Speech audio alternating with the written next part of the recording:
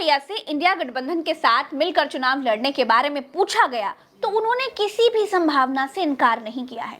दूसरी तरफ आरएलडी वाले जयंत चौधरी हैं, वो एनडीए में कब जाएंगे इस बारे में जब उनसे सवाल किया गया तो वो कुछ साफ साफ नहीं बता पाए, बल्कि राहुल गांधी और अखिलेश यादव की यात्रा को बधाई देने लगे। दोस्तों, ये तो बात हो गई राजनीतिक संभावनाओं पर, लेकिन इन सब के बीच आपको एक बात पर और नजर डालनी पड़ेगी कि इंडिया के साथ ना आने का सीधा नुकसान मायावती जी की पार्टी को उठाना पड़ रहा है। बीएसपी के सांसद एक एक करके मायावती जी का साथ छोड़कर जा रहे हैं, क्योंकि पिछली बार बीएसपी सपा के साथ गठबंधन करके चुनाव लड़ी थी। बसपा ने 10 सांसद सपा के साथ गठबंधन करके जीते। अब बसपा के सांसदों को बसपा में कोई भविष्य दिखाई नहीं दे रहा है। सबसे पहले अमरोहा के सांसद दानिश अली ने बीएसपी से दूरियां बनानी शुरू कर दी और कांग्रेस की भारत जोड़ो यात्रा में दिख गए तो मायावती ने दानिश अली को पार्टी से निकाल दिया। उसके बाद अखिलेश यादव ने 2019 में बीएसपी के सिंबल पर जीते अफजाल अंसारी को इस बार सपा से टिकट देकर गाजीपुर से उतार दिया। दानिश अली भी इंडिया से ही चुनाव लड़ेंगे, ये बात तो तय है। और इतना ही नहीं, जौनपुर से सांसद श्याम सिंह यादव कभी भी कांग्रेस में शामिल हो सकते हैं, ऐसी भी खबरें आ रही हैं। और घोसी सांसद अतुल राय भी पाला बदलने की पूरी तैयारी में है। यानी दोस्तों, 2019 में जीते मायावती जी के सभी 10 सांसदों में बिखराव बिल्कुल साफ दिखाई दे रहा है।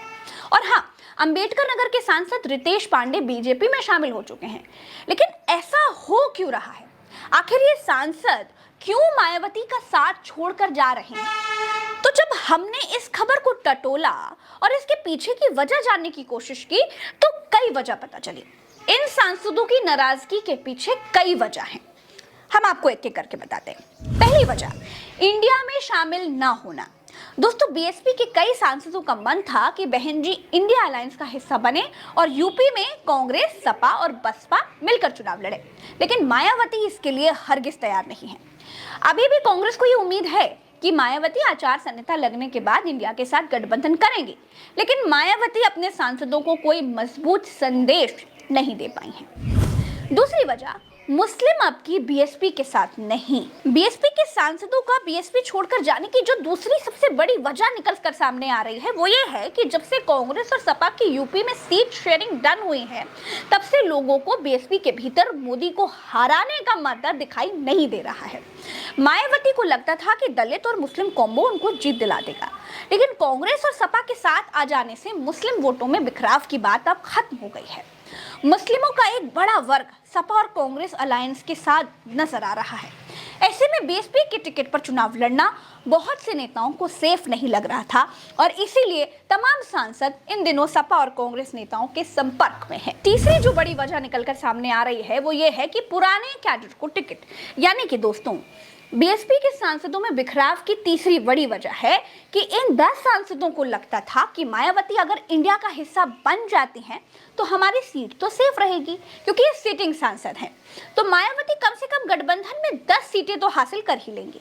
लेकिन मायावती ने अलायंस नहीं किया और ऐलान किया कि वो सभी 80 सीटों पर अकेले लड़ेंगी। साथ ही ये इशारा भी कर दिया कि वो सिटिंग सांसदों के टिकट भी काट सकते हैं और संगठन के पुराने नेताओं को मौका दे सकते हैं। यानी इन सांसदों को अपने टिकट कटने का डर दिन रात सताने लगा और इसी वजह से इन सांसदों ने अलग अलग ठिकानों की तलाश करना शुरू कर दिया। चौथी जो बड़ी वजह निकलकर सामने आई है वो ये है कि चंद्रशेखर आजाद ने भी टेंशन बढ़ा रखी है। दोस्तों, बीएसपी के सांसदों में बिखराव की बड़ी वजह चंद्रशेखर आजाद भी हैं। यूपी में करीब 22% दलित वोटर हैं।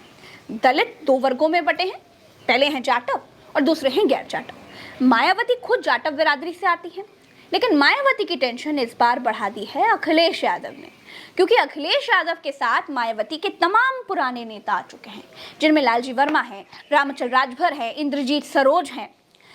तो वहीं अखिलेश यादव ने फैजाबाद से दिग्गज दलित नेता अवधेश प्रसाद को भी उतार दिया है।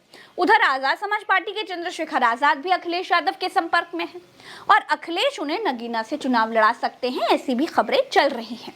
चंद्रशेखर ने नगीना में एक रोड शो किया था, उसमें लोगों का भयंकर सैलाब उमड़ा था। अगर चंद्रशेखर भी इंडिया अलायंस का हिस्सा बन जाते हैं तो ये मायावती के लिए बहुत बड़ी दिक्कत वाली बात होगी, क्योंकि चंद्रशेखर पूरी ताकत से पश्चिमी उत्तर प्रदेश में अपना आधार बढ़ाने में जुटे हुए हैं। साथ ही वो दौरा पूरे प्रदेश का कर रहे हैं और दलितों को अपने साथ जोड़ रहे हैं।